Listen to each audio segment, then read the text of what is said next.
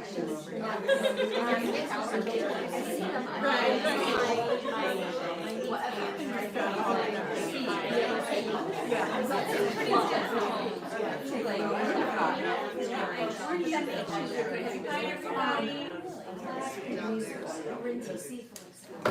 I'm Catherine from Watchung Booksellers. I'm our events director, and thank you all for coming out tonight. We're so pleased to have Shelley Read with us here. I hope, if you haven't read this book, you're going to love it. It's going to be your summer read, and the one that we've been hand selling to everyone, you are going to be wanting to pass it to all of your friends too. So I'm going to give a quick introduction to Shelley, and then she'll get started with a discussion. You can have a little time for some Q&A, and she'll be signing books out. Shelley Read's internationally best-selling debut novel, Go as a River, I think this is maybe old, is being translated into over 30 languages. I think it's 34 and has been optioned for film by Mazer Kaplan in partnership with Fifth Season. Oh yeah, that's also a little bit out of date. It is still, yes. It's still being optioned. Okay, great. Yes, no, for sure.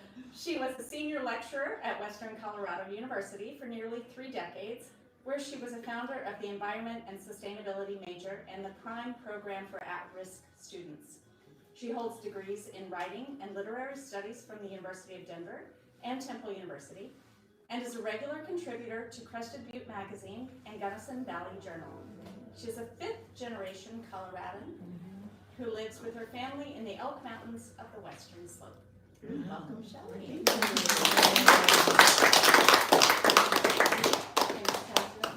Hi everyone, thank you so much for being here for this delightful bookshop. I had read online that you had 2 shops, the one down the street and then this magnificent children's shop. How wonderful. Gosh, I'm so grateful to be here. I haven't been to the East Coast since I left my graduate school program at Temple University. I went specifically for their wonderful MFA program to study with a few writers they had back in the day. And you know, it was a wonderful experience. I went there specifically as a very Colorado kid to experience a big East Coast city. And I have to say, I turned in my thesis and drove west as fast as I could. Like, okay, chapter finished, done. But I did myself a great disservice of never coming back this direction in all of that time, because I've been here on book tour for about a week, I guess. I got to do New York City. I got to talk to a lot of readers, and gosh, I've been loving it. I've been loving it so much. So thank you all so much, and booksellers, thank you for your support. I really, when we walked in and said, heard we hand sell this like crazy, and I have to say, independent booksellers hand selling this book, as well as extraordinarily dedicated book club readers all over the country, have made all the difference in the world for this book. So I can't thank you enough. It's so lovely. Thank you. I have some very special people in the audience today from my publisher, Spiegel and Grau. So Amy, Jackie, Nicole, thank you so much for being here. And Carol Fitzgerald as well. If you don't know Book Reporter Network, it's incredible.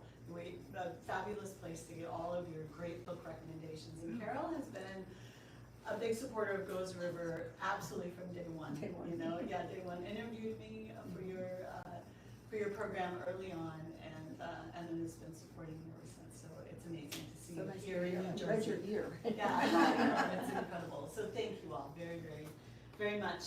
So yeah, I'll talk to you a little bit about this very unexpected journey that I've been on with this book. No one is more shocked than I that it has, it's translated into 34 languages. It's been on bestseller lists all over the world. It's been an extraordinary journey, a very unexpected journey. I'll tell you a little bit about how I got here. And I want to talk a little bit about the book. I'll do a spoiler-free evening, so if you haven't read the book, I won't mess it up for you. But then I am super happy to take questions. I actually like that part the best. I'll make sure to save some time for questions at the end. And then I'd love to sign your books, and I can chat with you individually if you want to. So, and with someone here today too, your son dates a kid that I helped raise in Crested Butte, who I love so much. My tiny little mountain town on the western slope of the Colorado Rockies. A family that I love, and a child that I've loved forever, dates your son. That is crazy. I love it. We call it the Crested Butte Connection. Yeah. I run into it's this little tiny little town, 1,000 people or so, and then you go out in the world and you find people who are like, oh, I love Crested Butte. If you've never been, you can Google Crested Butte, especially this time of year. It's absolutely stunning. And yes, as a fifth generation Coloradan, I'm deeply, deeply rooted to that landscape, and spend a lot of my time in the exact wilderness that is the setting for the novel. The novel is set in Gunnison Valley, which is where I've lived my entire adult life and spent a lot of time as a child. I had family there well before I was born. This place is just in me and just in my bones. So I'll talk a little bit about that setting.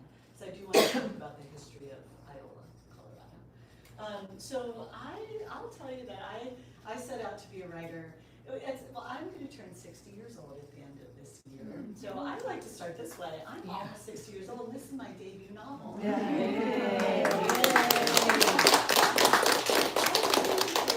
I'm so proud of that. And I like to sometimes start my talks that way for two reasons. One, it kind of gives you a little insight, and this has been a very long journey for me. But also for any of you who have a creative spirit inside of yourself, and maybe you, like I, kind of bump that creative impulse or the time that it takes to engage in your creativity to the bottom of your list for too many years. I certainly did that, while I was a busy professor and a busy mom. I found that my creativity wasn't my priority, and it took me quite a while to come around to really giving this story that I wanted to tell the time and attention that it deserved. But what I've found being out on the road is that's true for a lot of people, and I think especially a lot of women who are caring for everybody and putting everybody's needs ahead of their own. But I just want to encourage you, I just want to tell you it is never too late to paint your picture, sing your song, write your book, whatever it is. And also I'm a firm believer that we only get better and richer and more interesting with age. And I think anything that we have to share creatively only gets richer as well. So I encourage all of you to deeply believe that it's never too late.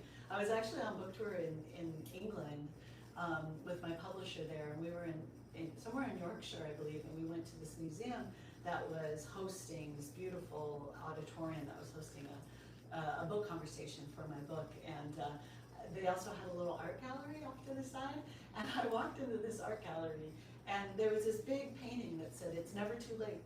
I was like, for me? That's so nice. I've always meant to kind of post that and encourage people, but isn't that serendipitous that was there? But I also tell you that, my age, and my novel came out when I was 57, but I absolutely knew I wanted to be a writer when I was a little kid.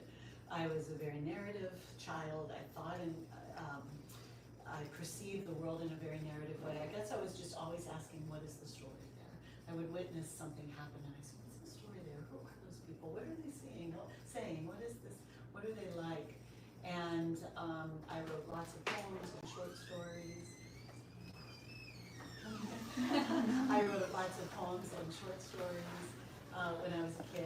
And my mom, bless her, was so excited when my novel was coming out. She brought down this box from her attic that she had saved most of the stuff that I wrote, like boxes and boxes actually. And it was so beautiful to me to get to go through that box and look into the mind of little 7, 8, 9-year-old Shelley, who just had to tell stories. They were usually about the forest. They were usually about animals.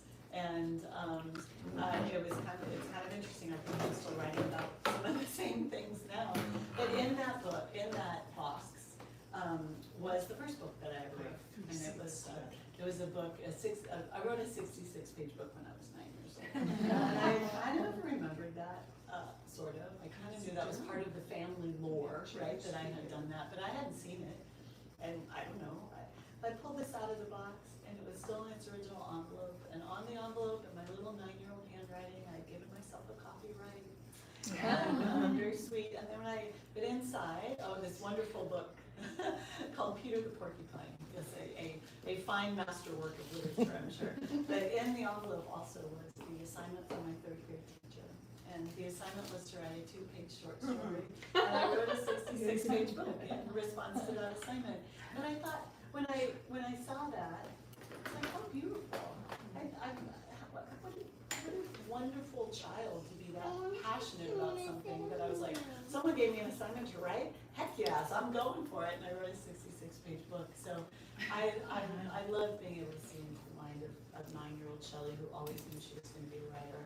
I went on to my undergraduate program in literary studies and creative writing, and to be a writer, I picked up a journalism degree as a second degree as well. I wrote for the Denver Post when I was 19, 20 years old. I was the editor of the university newspaper, the editor of the literary magazine. I was well on my way. This is what I was doing. I went straight to Temple University in the big old city of Philadelphia, very different from my tiny little mountain town, to study with some wonderful writers. And this is what I was going to do. And then while I was at Temple, blessedly, because I had no money, I was awarded a teaching fellowship. And I fell head over heels in love with teaching. And long story short, I ended up being a teacher for almost 30 years. Usually I have some teachers or retired teachers in the audience. You know how that feeling when this ability to lift up young people and affect change in the world in that way. I just felt like there was nothing like it.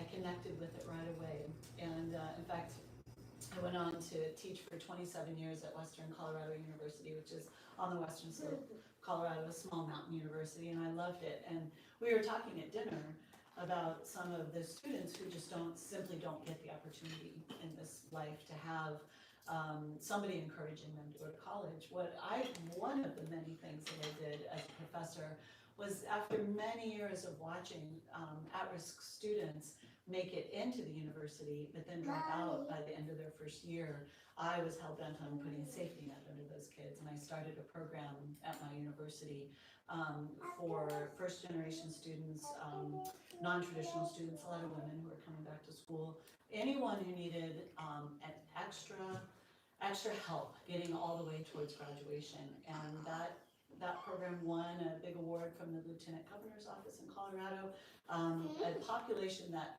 historically or typically is graduated at 11%. I was graduating my kids at 90 and 95% out of that program. And it was the most meaningful thing I ever did as a professor, and I loved it with my whole heart. So as a teacher, I just poured everything I had into being the best professor I could be. My 2 beautiful children came along in that time, and I poured everything I had into being the best mom I could be. And what I found in those years was I just started writing less and less and less, until I just was not writing at all. And I look back on those years, and I think I'm a believer that everything has its season, right? And when I was a younger woman, it was my season to write and study literature so deeply that I got a deep sense of narrative and a deep understanding of it. And then I taught it for many years. I taught creative writing, I taught literary studies. It was always part of my life, but it wasn't my season to be a writer for those 30 years. It was my season to be a mom. It was my season to be the best teacher I could be, help those students. And then suddenly, you know what? It was my season to be a writer again. So Victoria Nash is the main character of my novel. And the novel opens in 1948 when Victoria is 17 years old. We follow her through a wide variety of difficult circumstances, difficult choices, until 1971 in this novel. And I can tell you, I love Victoria Nash with my whole heart and soul. I owe her so much because she is the one that turned me back to my writing life. Victoria started forming in my imagination for whatever very mysterious reason any creativity comes to you, especially at a moment when I wasn't writing at all. I wasn't thinking about character. And yet once Victoria started forming in my mind, I was like, who are you? Who are you? She just kept poking at me. You have to tell my story. So I started imagining more and more, what is her story? Who is this young woman? And she grabbed a hold of me in some magical way that just this story insisted on being told. And so I started just jotting things down. And literally, this is not a joke. I started writing this novel on Post-it notes and napkins and scraps of paper where I'd be super busy doing something else, and some thought, some idea about Victoria would strike me, and I'd jot it down, and eventually I had this crazy mishmash of thoughts, and I started throwing them into a folder. And then I graduated to actual spiral notebooks of writing ideas down. I have a stack of spiral notebooks associated with this novel this tall, no joke. Maybe a third of that, a quarter of that actually ended up making it into the novel. But it was this long process that I was still living my life, being a very busy mom, dealing with a lot of things, and I was writing only very much in the margins, whenever I could steal just a minute here and there. And I chipped away at this novel for about 13 years. So when I get to sit in a room with all of you and know that you've read my book, or that you are bringing it to your community through your beautiful bookshop, or I've been on the smallest event I've done was maybe 6 people that showed up in a horrible blizzard in Telluride at a bookshop. The largest one was over 1,000 people in Indianapolis. And I've done events, everything in between, probably somewhere between like 250, 275 events. I used to say a dozen states and 11 countries, but I've been to New York, Connecticut, New Jersey on this trip. So 15 states, 11 countries. And I have to tell you that when an audience large or small, when I get to see your faces, that you're reading this book that was just this absolute labor of love for me, not knowing if it would ever see one reader, not even outlandishly even imagining that it would get into this many readers' hands. It's now sold over 1 million copies all over the world. Yeah, and yeah, that's pretty shocking. Thank you, because it. I didn't sit down to write a bestseller. I sat down to tell the best story I possibly could of a character that I love so much, and to explore some themes that really matter to my heart. And the other thing that I'll say about those 13 years or so that it took me to write this book is that I, just like any life, I had a lot of challenges in my life during that time. I had a terrible loss in my family, very unexpected, very devastating loss in my family. My husband had a terrible brain injury. I had a horrible illness. We had challenges, we had things, but that's not unusual. We all have challenges. We all hold grief. We all are up against something. And I will say that I became a much deeper and richer human being for that journey of all of those challenges while I was writing the book. And the book became a deeper and richer book as a result as well. So when I think back on all of it, I think it actually evolved just perfectly. And ultimately those themes of grief and loss, the novel is really about place and displacement, about home and family, and where we turn when those most essential things are lost. It's a love story in many ways, but I think it's a love story in the most expansive sense of what a love story can be.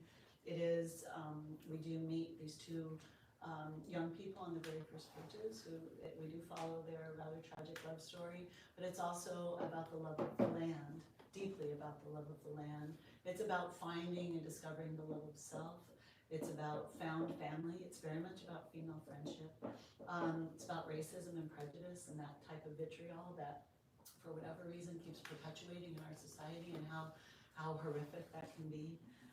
These are all things that I hold very dear to my heart, and by letting this novel evolve very slowly, I was able to allow those things to develop.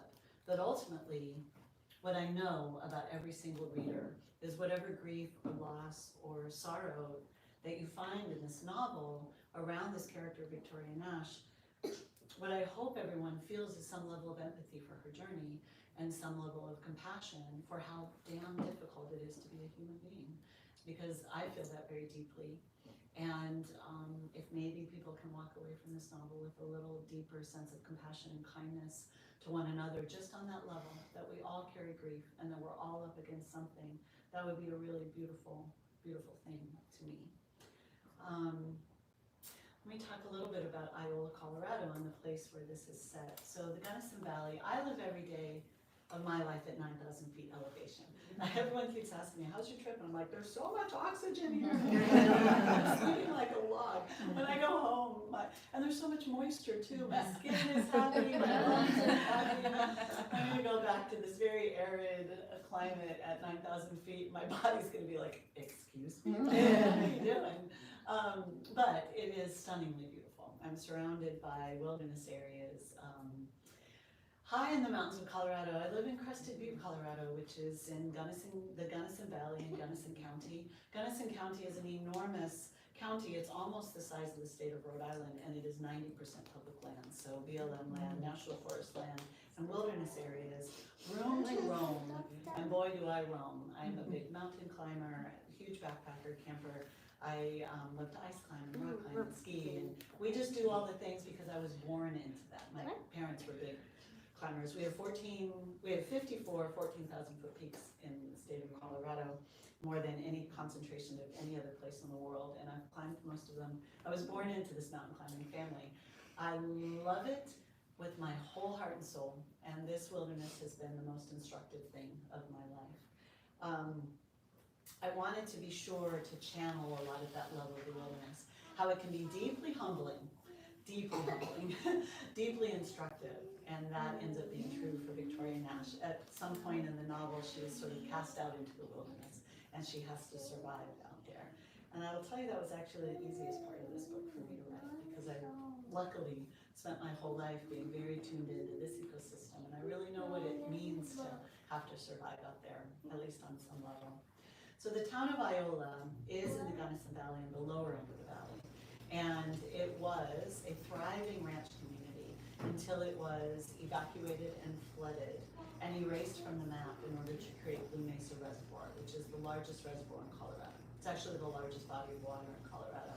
And actually at the bottom of Blue Mesa is Iola and two other towns, Iola, Sapanero, and Saboya.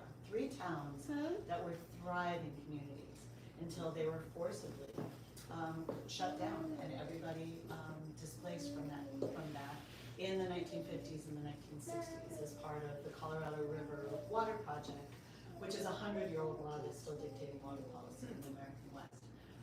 The idea was if they could dam the wild Gunnison River and create a reservoir there, then that would ensure that Lake Powell never ran dry. So the interesting thing about the about Blue Mesa Reservoir is it's not water for Gunnison County and it's not water for Colorado. It's actually essentially a storage tank for Lake Powell.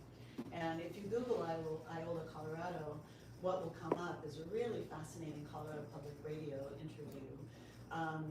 In 2018, the drought in the American West became so profound that they had to drain most of Blue Mesa in order to send that water downriver, and the town of Iola re-emerged for the first time since 1965 when the waters rose to flood it. And here I have been living and walking the streets, my imaginative streets of the town of Iola for all of these years, and then I ended up walking the streets of Iola. Never in a million years did anybody think that would ever happen. And then since the book has been out, I've been all over the world talking about Iola, Colorado. I sort of resurrected it in some small way because it's under the water again. But this is a little piece of Colorado history that a lot of people don't know. But when I was a child swimming in Blue Mesa Reservoir, I knew that there were towns at the bottom of that lake, and I found that very, very haunting. So for me, a lake that most people picnic next to and swim in and think, oh, what a beautiful lake. For me, it was actually a story, and it was layers of displacement because even as a kid, I knew that well before the predominantly white farmers and ranchers of the Iola area were displaced to create the reservoir, was a very violent displacement of the Ute people, who are the indigenous people of the western slope of Colorado. So at the bottom of that lake is layers and generations of displacement. And I think I just filed that somewhere in the back of my mind as a both fascinating and heartbreaking story. And when I came up with this story, this character, Victoria Nash, and I had to place her somewhere. Once I placed her in the town of Iola, then this is when this novel really started to move forward for me. And it's really been such an honor to be able to talk about the people of Iola and tell the story of Iola, Colorado. The other thing I want to mention is peaches. So as you can imagine, with my publishers here, I'll say this, with a novel called Go as a River, and you get the, hey, here's what we're thinking of for the cover, you certainly expect for there to be a river on the cover, but when I first got what do you call it? What do you call it when you send an author like a prototype or a proof? A proof. But it wasn't even like when you were thinking about a few different colors, and the peaches showed up on the cover. It was really one of my first moments where I realized that the peaches in the novel play such a profound role. I mean, I knew that, but the fact that the symbolism stood out to my lovely publishing house at Spiegel and Grau.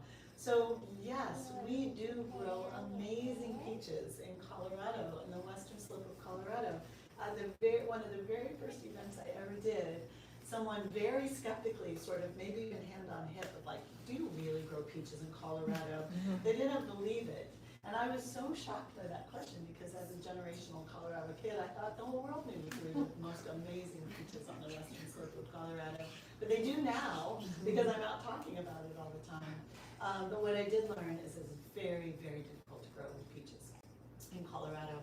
And so for me, I wanted to celebrate this jewel of Colorado peaches in the novel. And the role that it plays in the book initially is that I wanted to give Victoria Nash one beautiful thing. I wanted to give her a very ragged family with a lot of grief, a lot of loss, and a lot of difficulty. I wanted to give them one beautiful thing to try to hold on to, and I really wanted to offer Victoria something to try to save in the face of so much loss. So the peaches in the novel become symbols of the idea of growing against the odds, which we follow Victoria in her very sort of 2 steps forward, 1 step back growth. When we first meet her, she has no idea who she is. She's never been allowed to question what her life can mean and who she can be. She's essentially just the servant of the man and her family after her mother has died.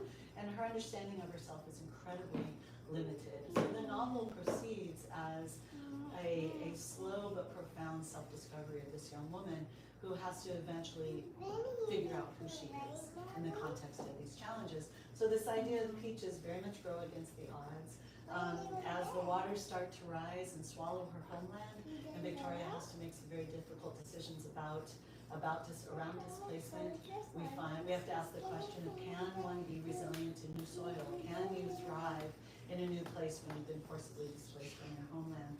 So the transplantation of the orchard and the idea of resilience in new soil becomes a really important part of this book as well. And what a lot of readers tell me is that you really should only read it in August and September when you can go get a big fat juicy peach.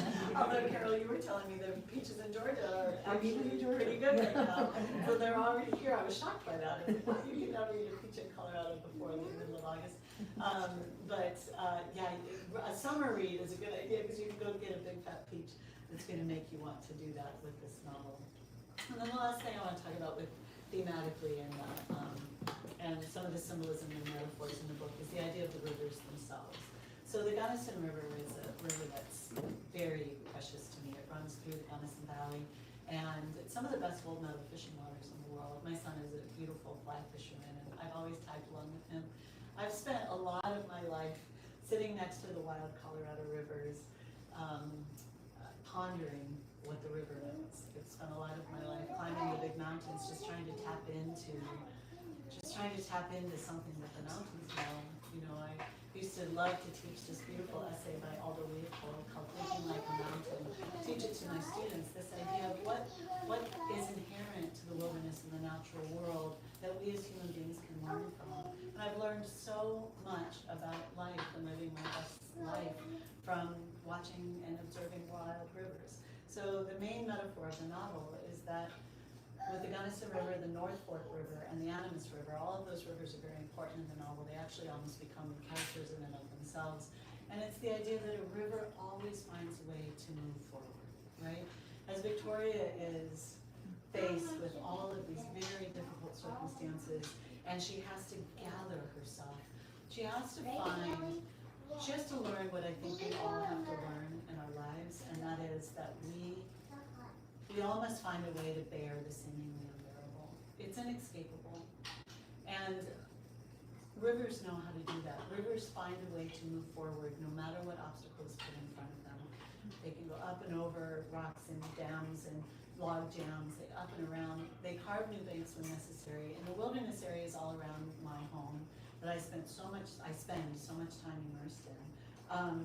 Those riverbanks are never the same two summers in a row. They have to find their way, and they gather a lot as they go. And I think that's just a beautiful metaphor for life. And that becomes the primary metaphor of the novel. When Victoria Nash meets this young man named Wilson in the beginning of the novel, he's a young indigenous character, he's a young drifter. I really wanted to unpack this idea of homeland through both of them. This idea of Victoria, who's deeply, deeply rooted to her home and deeply rooted to the land, versus Wilson Moon, whose ancestors had been generationally displaced from that land. And then he himself was displaced yet again from his reservation in the Four Corners area to be stolen from his family and placed in one of those horrific Indian boarding schools, as they were called. But they were just horrific indoctrination institutions. And he escaped from there. So when we meet Wilson Moon, he's a drifter. He's someone who ancestrally and historically would have been so deeply rooted to the land that even I wouldn't be able to understand it. And yet because of that generational displacement, he's a drifter, he's essentially a child of nowhere, right? So I really wanted to explore this idea. And at the beginning of the novel, he tells her, Victoria, that he will go as a river, that his grandfather told him that it's the only way. And then we watch Victoria through the entire rest of the novel try to figure out for herself what that means. And I think that it's a compelling journey. I'll just say one last thing, and then I'll love to take the questions. I get asked quite often, why do I think this is resonating all over the world? And it's a really, like I said, no one is more shocked than I. It's been this incredible honor. I'm so grateful to my publishing house that got it into the world in the first place, that connected me with my international agent, that got it in the hands of publishing houses all over the world. I've had the huge honor to meet those readers all over the world, and I just got to ask them, like, why me? Why this book? And it was a #1 bestseller in Sweden. It's been on the Dutch translation has been on the bestseller list in the Netherlands for well over 2 years. There's so much love for this book in the world. And yeah, I did pour my heart and soul into it, and it did come from the most authentic place inside of myself. But I think what readers are finding in it is a couple things. One, it is a story of strength and resilience. And I think especially post-pandemic, we all had to face that in a very global, very profound way. What are we capable of? How do we as individuals and we collectively find a way to dig down into our deepest, strongest part of ourselves? I think the world is enjoying a story about that, so that's amazing.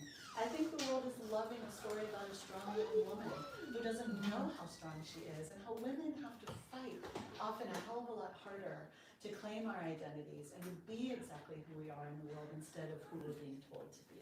I think that's a story that's resonating.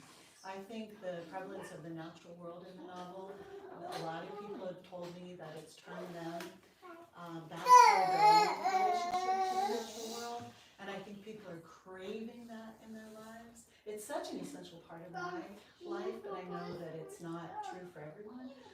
So that's a beautiful, beautiful thing.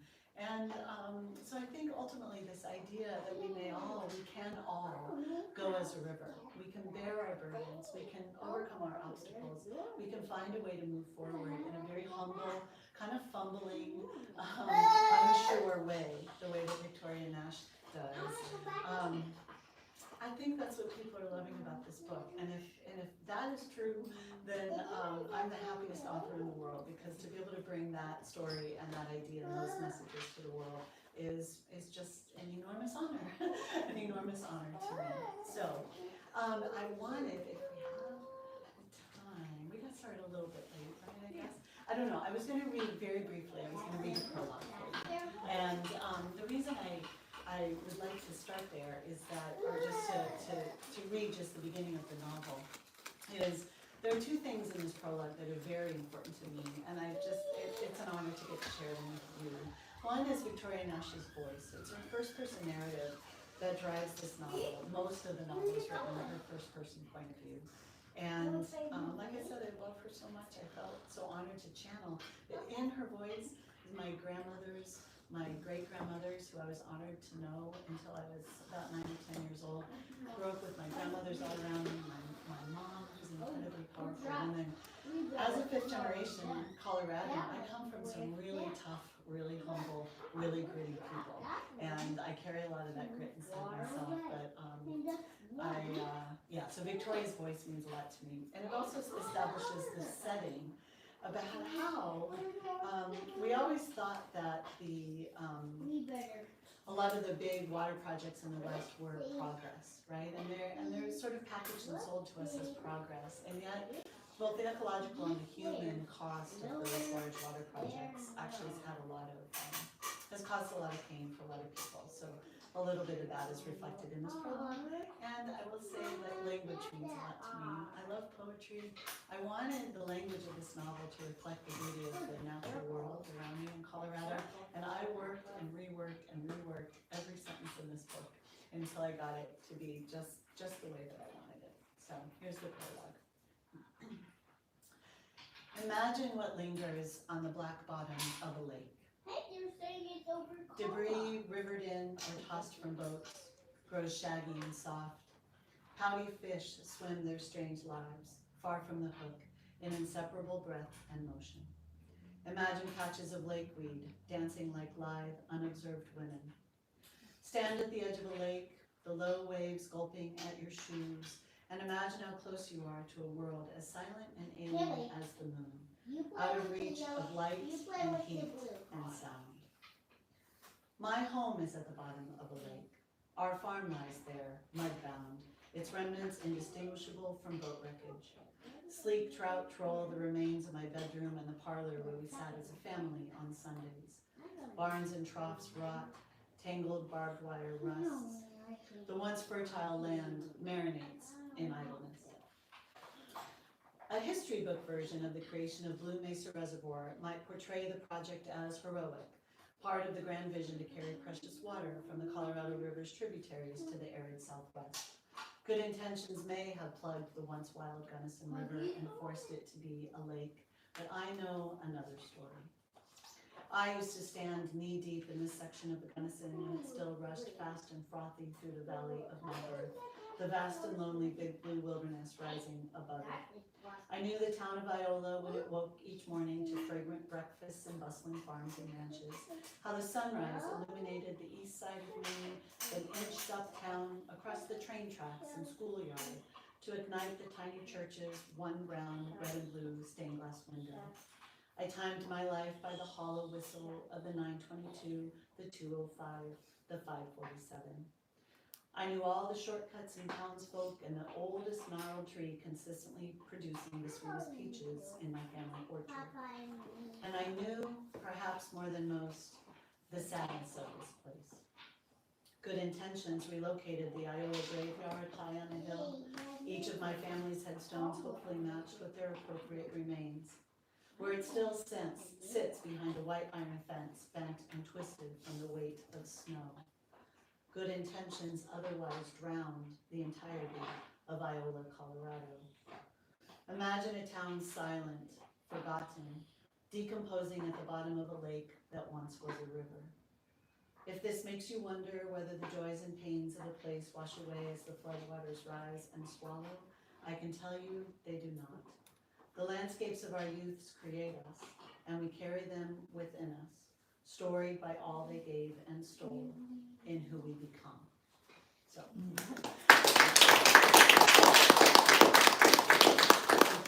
This idea that nothing matters so much as where we come from, what we carry in our souls of where we come from, that resonates all the way through the novel. So thank you for listening to that. What questions do you have for me? I would love to answer your questions about my journey, about the book, about Colorado, about peaches, whatever you have, whatever question that you have for me. What questions do you have? Yes.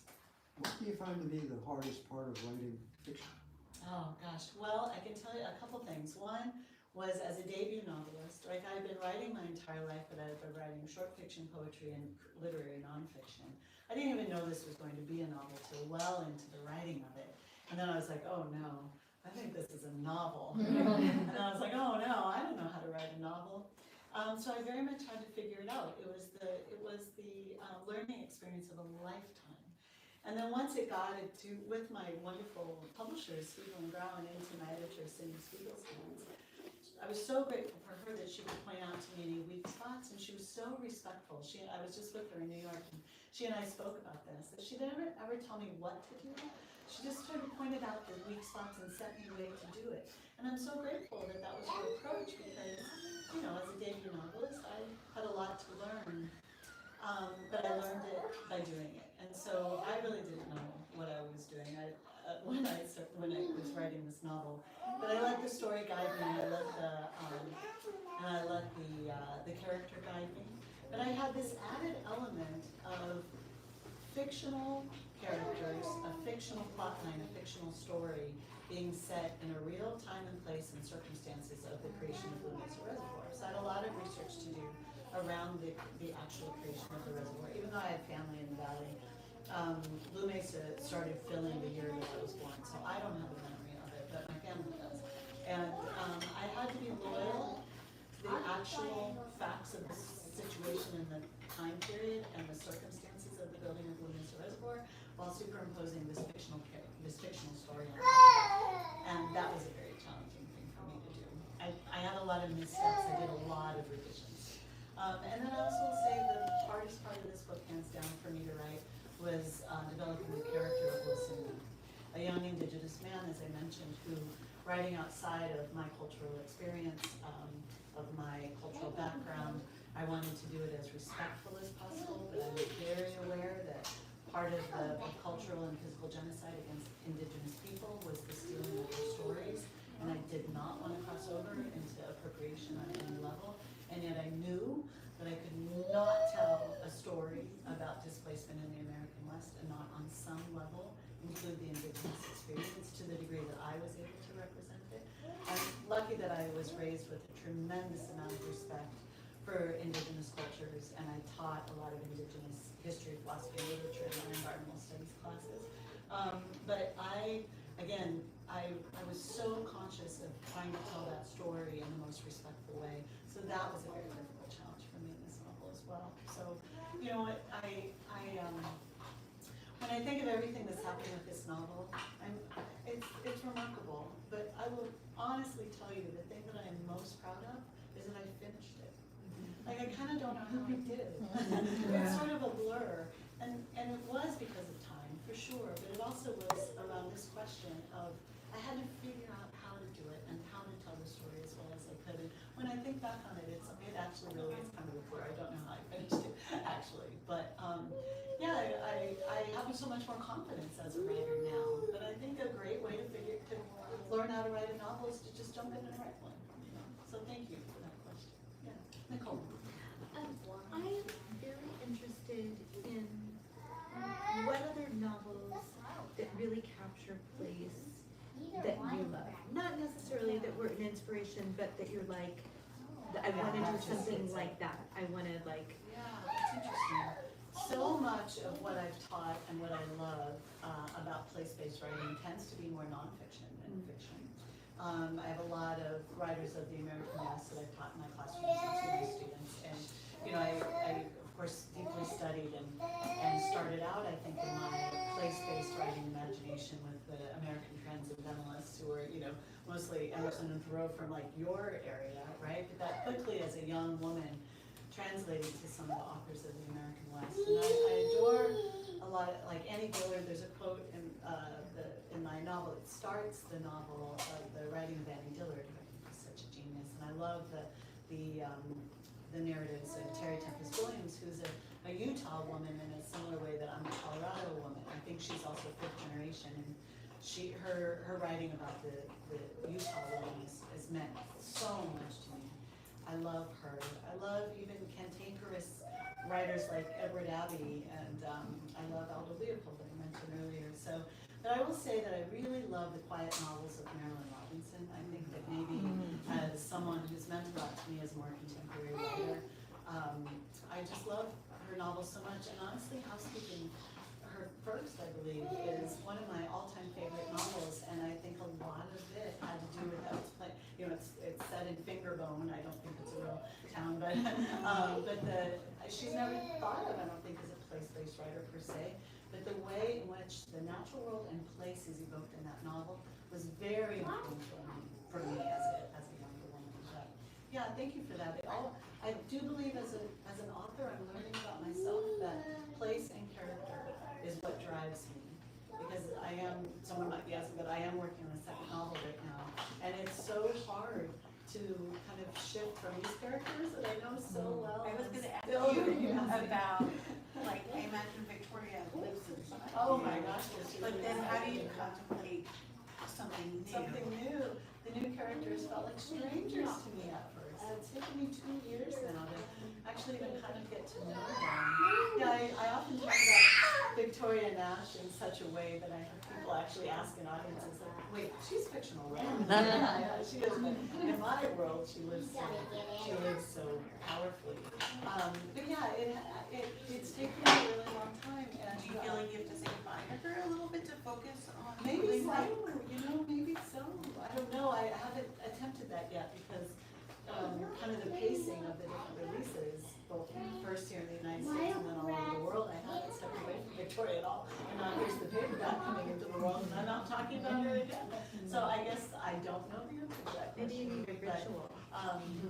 What I'm trying to find the same deep affection in a way for these new characters that I have for her. I think that is fully the key. Like I kind of understand them now, but have I fallen head over heels in love with them, flaws and all? Maybe not quite yet. So I think that's really the shift that really happened. Yeah, I think so. But, Is yeah. the new book set in the same area, or are you writing about Philadelphia? No. No, what I started to say about writing a new book is that really through the experience of writing the second novel, because now I'm understanding myself a little bit more as an author, it's also place and character. So it's still very rooted in place. The new novel is set in Colorado, but it is set in a very different area, the southeastern corner of Colorado. No But a lot of beaches people- there. A lot of people just forget about it, honestly. It's not the most beautiful part of Colorado, although it has its own beauty. It's extraordinary ethnic diversity, a very different kind of pocket, but it's so I come from homesteaders, literally people who came across and covered wagons and homesteaded in the northeastern part of Colorado and in the southeastern part in sort of the 1870s, early 1880s. And my family, I still have family in that southeastern corner. They were all farmers and ranch hands.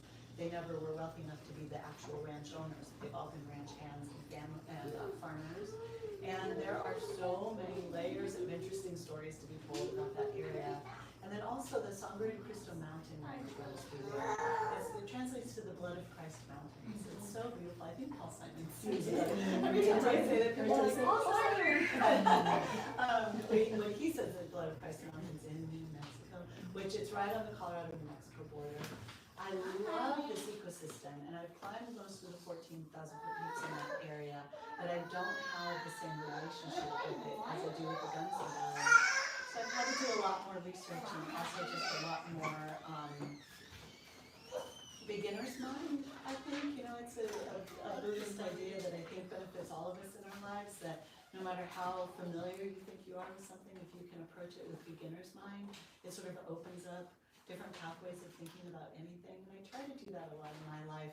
I've tried to approach this area of Colorado with beginner's mind and try to see it in a way that is all new to me. It's really been a joy, and it's also honoring my mom's family. So not the story itself that I want to tell, but just placing it in that setting. So yeah. So I don't know. It's coming along. It's coming along. Catherine. So in the timeline that's set in the book, Yeah. it's kind of bookended by two wars. Wars. Yeah. And I just wondered if you'd talk a little bit. Yeah. Victoria's story is always in Colorado, and yet Yeah. this is a key part of Yeah. the story. And did you intend to? Did the timeline start because you had thought of those wars, or did it start primarily because of the flooding of the towns? Or Yeah. Thank you for that question, and thank you for noticing that actually, because I think the novel can be read on many different levels. It's been wildly popular with book clubs, and I'm so grateful for that. And I think part of it is it does have a compelling plot, which ultimately was kind of shocking to me because I like really quiet novels. I didn't know if it was going to be too slow or too boring or whatever. I apparently not. But I'm not a super plot-driven writer, and I'm not a super plot-driven reader. I sort of wrote beautiful things, and I wanted to, but I think that it's been popular with book clubs because you can read it on that level, or you can dig down into what I did. I wrote very intentionally these layers of themes, many layers of themes to unpack here. And one of them was to unpack this notion of kind of what we are often told by whatever reality constructors are dominating the social reality at the time of what is good and right and true and correct. I mean, obviously we're grappling with that every minute of our contemporary political and social moment of how do you navigate when you're being packaged and told this is progress, this is good. And so I wanted to deconstruct that on a very subtle level. I didn't want to be didactic in any way to the reader. I just wanted to tell a good story, put it in your hands, and then let the reader decide. Victoria very briefly ponders this notion of progress and how that has contributed to the displacement of her family and the indigenous people and everybody in that part of Colorado. But I also wanted to ask that question around war as well. Because, yes, the novel opens in 1948, but there's enough backstory that it really is sort of framed by World War II, and it takes us into the Vietnam era. And I wanted to explore this notion of how our ideas about existence are formed, even through some of the racist characters, some of the characters in the novel who hate Will simply for being indigenous, but they don't know why they hate him. It's inherited bias that's come down through the general biases of the culture. And then there's a bias in World War II of it was a noble thing to rush out to war. But by the Vietnam era, we had started questioning that. If you think about that era in American history, from World War II to the Vietnam era, we as women, so much changed for us as women, so much changed from an ecological perspective, and so much changed around notions of war and progress, right? So I didn't want to be heavy-handed in any of that. I just wanted to ask questions. But I wanted to explore the human impact. What is the real and true impact on a human being and their heart and their soul and their love when they're sent off to war? And as much as we look at Victoria Nash as a character who learns how to carry her grief and move forward and go as a river, I also wanted to have a lot of compassion for the characters in the novel whose grief was so profound that it essentially broke them. And one of the World War II veterans, Uncle Og, is essentially that character, as well as Ruby Alice Akers, who's another character in the novel who is somewhat broken by grief. I have a lot of compassion for that, and I wanted to explore those characters as well. And I think just in the end, framing it from World War II to the Vietnam era seemed correct. But I will say, in terms of my initial understanding of what is the time period for this novel, it was all determined by the creation of Blue Mesa Reservoir. It kind of gave me my path. It gave me my map in a way. I knew when the towns were evacuated. I knew when the flood waters started to rise. I knew when it was completely erased and you couldn't see any of those towns again. Those were tangible dates that I could work with, and then everything else kind of formed around it. But thank you for seeing that, though, those layers. I appreciate that very much. Maybe one or two more questions if you have them. Yeah. I was looking at your title, and like surrender to life, go as proper, and there's the people just saying the river you can't control. You cannot You can't control it. just- That's right. That's why I think that title is surrender to life. I love that. I love that. Just Nicole and I were talking today, you know, the idea, I have a magnet on my refrigerator. So I hate to live a magnet / bumper sticker philosophy of life, but sometimes it's helpful. My magnet just says, let go or be dragged. Right? And I always figure sometimes anything in life that's dragging you, maybe you need to let go. And that's difficult. It's not to say that that is easy, but this idea of going as a river absolutely requires a lot of letting go. And another thing I've learned from the rivers is sometimes, like right now, they are rushing, they are violent, they are energized, they're dangerous, they're pumping, and other times they're very slow and this is our lives, you know? In the book Magic of Surrender, I mentioned the river. The magic of surrender. Well, the original phrasing of the novel came from from the Vietnamese Buddhist monk Thich Nhat Hanh. Oh, I didn't know that. Yeah. Interesting. Who I adore. Oh, He yeah. Pieces Every Step is one of the absolute most important books in my life. And Did you read his last book? He wrote a book about sin and nature. I don't remember the exact time. That I was have his not last. read it, but I need Yeah, to. that's when I went and saw the trees. Oh, yeah, they talk to trees. Nice trees. Trees, Little yeah. big song. I was gonna say Mother Earth. Yeah, mushrooms, there you go. I love that. Well, you know, Victoria Nash's best friends throughout the novel until she finally turns to a female friendship later are the trees. Trees have meant a tremendous amount in my life. Absolutely talk to the trees. There's a lot of wisdom to be had. With a nice silly. Yeah. That's true, that's right, that's true. You should read the book then. We have a book to recommend to you. Yeah. Thich Nhat Hanh, he passed away a couple years ago. Yeah. He used to be a beautiful calligraphy painter. He hundreds and hundreds of these very simple, very elegant calligraphy paintings. And years ago, I had seen one that simply said, "Go as a river." And that just stuck with me. It took me a while to realize that was just the right title for this novel, but I thank him in my acknowledgments. He's meant a lot to me in my life, and I think that his words were the perfect fit for this book. And then also, because I have studied and worked with so many Native American cultures, I volunteer a lot in various reservations. I know that same idea resonates in many Native American cultures as well, and I think it's just a quiet little piece of wisdom. I'll share with you, I was doing an event somewhere in England, I'm not sure, this beautiful church, the large audience, and this lovely older woman very timidly raises her hand in the very back row and tells us, and it laid us all out, made me cry, made everybody cry, that she had changed the last line of her will to read Go as a River after reading my novel as her final message to her children. Wow. I mean, I was like, you did what? And I was like, oh, sorry. But I get that. I've had a young woman tattoo it on her arm after reading my novel, and she sent me pictures, someone I didn't know. Just the phrase itself has meant a lot to a lot of people, and I do think it's reflective of that we're craving some level of wisdom to help us navigate these very complicated times that we're in. And if we all may go as a river, then I think that we will, I think we'll find a way. So I think I'll end on that note.